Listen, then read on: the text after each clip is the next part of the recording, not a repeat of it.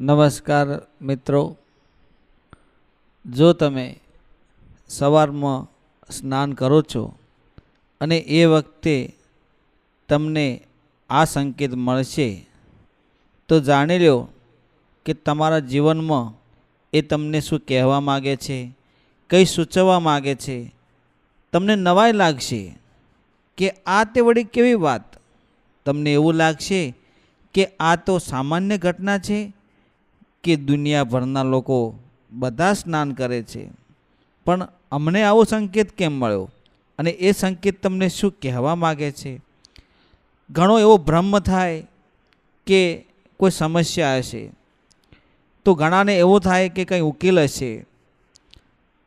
પણ મિત્રો, તમે જેવું વિચારો છો એવું હોતું નથી, અને જે હોય છે એવો વિચાર તમને ક્યારેય આવતો નથી. શાસ્ત્રોમાં સ્નાન કરવાનો ઘણો નિયમ અને ઘણો એમાં લખેલું છે કે જો સ્નાન કરવાથી તમારા જીવનમાં ઘણો ઉદ્ધાર થાય છે.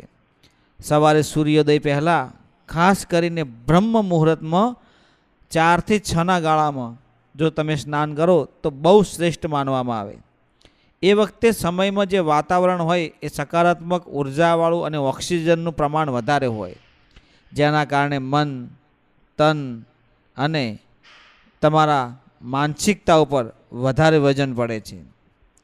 શરીરની બુદ્ધિનો વિકાસ થાય છે, મગજનો વિકાસ થાય છે. તમારું ધ્યાન અને તમારી પૂજા માટે તે યોગ્ય સમય અને યોગ્ય વાતાવરણ હોય છે.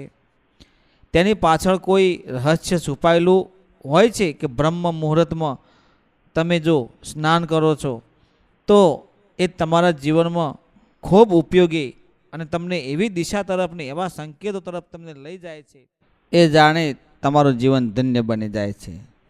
સ્નાન કરો એ વખતે તમારા જીવનમાં ઘણી બધી સમસ્યાઓનું કારણ છુપાયેલું હોય છે, અને તમારું શરીર તમને એવો સપોર્ટ કે એવો સંકેત આપે કે એના પાછળ તમારા ઘણા માનસિક કારણો પણ, પાસાઓ છુપાયેલા હોય છે. તો મિત્રો, જાણીએ આપણે એ શું હોય છે અને એ સંકેત તમને કોણ આપે છે. તમારું કર્મ, તમારું ધર્મ, કે અથવા તમારું માનસિકતા, અથવા તમે ભ્રમિત છો એવું તમને શું લાગે છે. મિત્રો, તમે સવાર વહેલા જાગો એ વખતે તમે તમારું મન, તમારા વિચારો જો સકારાત્મક હોય તો તમને સારા સંકેતો મળે. તમે ઊંડો વિચાર કરો કે જો તમારું શરીર સાફ હોય, શરીર સાફ કરવાની પ્રક્રિયા હોય તો તમે મનના કેવા હશો એ તમે જાતે જાણો. મનના મેલા હશો કે ચોખ્ખા હશો, પવિત્ર હશો, શુદ્ધ હશો કે જેવા તેવા હશો, પણ તે તમારા મનને તમે ઓળખો.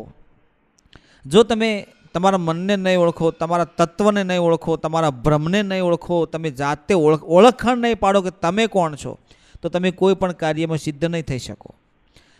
જો તમે તમારા શરીરને ધોશો ગરમ પાણીથી, ઠંડા પાણીથી, તો એ નાહવું છે, તો સિસ્ટમમાં તમારા શરીરમાં એવી હલચલ મચી જાય, અથવા તમારા જે શરીર ઉપર જે થાક હોય એ મટી જાય. પણ તમારું મગજ બધું તો ઠંડુ પાણી રેડો અથવા ઠંડા પાણીથી આંખો ધોવો તો તરત તમને એવું એલર્ટ તમારું શરીર થઈ જાય કે તમે કંઈક કાર્ય કરવા જઈ રહ્યા છો. અથવા તમે ઠંડા પાણીથી નાહો તો તમારી જે રક્તવાહિનીઓ છે, બ્લડ વેલ્યુએશન, એ સંકોચાઈ જાય છે, જેનાથી રક્તચાપ વધી જાય અથવા લોહીનું દબાણ ઓછું થઈ જાય. શરીરમાં જે તમારી કંપા હોય તે ધબધબાવા લાગે છે. મિત્રો, સાચી વાત તો એ છે કે ઊંડો અનુભવ કરો તો એ વસ્તુ તમને શું સૂચવવા માગે છે એ તમે જાણો. કે જ્યારે સ્નાન કરો છો એ વખતે ભાવ પવિત્ર રાખો.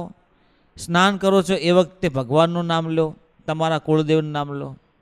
જ્યારે તમે સ્નાન કરતા હોય તો અમુક લોકોને એવી ટેવ હોય, ઓમ નમઃ શિવાય, ઓમ નમઃ શિવાય, ઓમ નમઃ શિવાય, 3 વખત ઓમ નમઃ શિવાય બોલો એટલે આખો દિવસ શુભ થઈ જાય. જેવું તમે શિવલિંગ ઉપર જળ ચડાવો છો એમ તમે તમારા માથા ઉપર તમે 1 ટબ 2 ટબ લોટાથી તમે નાહતા હોય અને ઓમ નમઃ શિવાય બોલો, જાપ જપો એટલે તમારો આખો દિવસ શુભ થઈ જાય. જ્યારે સ્નાન કરો ને એ વખતે તમને વિચાર આવે એવો જ તમારો દિવસ બની જાય. તમે સ્નાન કરતી વખતે જે વિચાર મનમાં લાવો છો, જે વિચારને મન તમે એ તરફ લઈ જાઓ છો, તમારું મન એવો તમારો દિવસ બની જાય છે.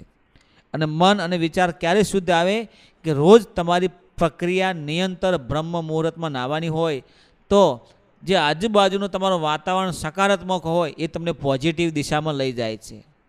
જો તમે નેગેટિવ દિશામાં અને નકારાત્મક સંગતના આધારે તમે એના વાતાવરણમાં તમે આબોહવામાં ઘડાયેલા હશો, રહેતા હશો, વણાયેલા હશો તો તમને ક્યારેય પણ પોઝિટિવ હવા કે પોઝિટિવ સંગઠન કે પોઝિટિવ સંગત તમને મળશે નહીં. આ વાત યાદ રાખજો. જો તમને કદાચ એવું લાગે કે મારી માનસિકતા ઉપર કંઈ વધારે દબાણ છે, મારું મગજ કંઈ કામ નથી કરતું, હું ઘેરાયેલો રહું છું, સંકોચાયેલો રહું છું, તો તમે સવારે વહેલા ઊભા થવાની ટેવ પાડો.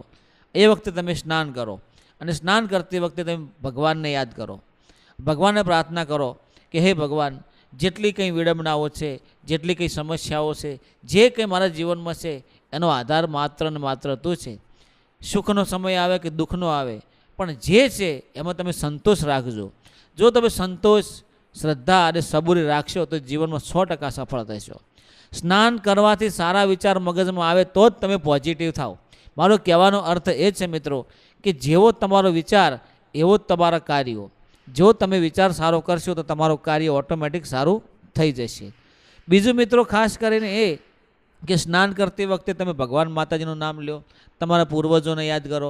સ્નાન કર્યા બાદ તમે પૂજાપાઠ કરો, એ વખતે પણ તમારું મન પવિત્ર અને શુદ્ધ રાખો.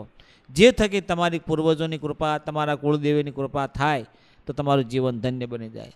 પૂજાપાઠ કર્યા બાદ તમારા માતા પિતાને વંદન કરો, એમના ચરણ સ્પર્શ કરો, એમના આશીર્વાદ લો. આ જગતમાં જીવતા અને જાગતા ભગવાન મા બાપ જ છે, બાકી ભગવાન કોઈ જોયા નથી. જેણે આપણે જન્મ આપ્યો, જેણે આપણને દુનિયા બતાવી છે એ જ આપણા ભગવાન. મિત્રો એમની ખાસ કરીને સેવા પૂજા કરજો, એમને ક્યારેય પણ દુઃખી ના કરતા. અને ખાસ કરીને તમે તમારા પરિવારને સાચવજો, તમારા મિત્ર સર્કલને સાચવજો, તમારા વ્યવહારોને, તમારા તહેવારોને તમે ખૂબ જિંદગીમાં માણી લેજો એવી હું આશા રાખું છું તમામ મિત્રો જોડે. જય ગુરુદેવ, જય માતાજી.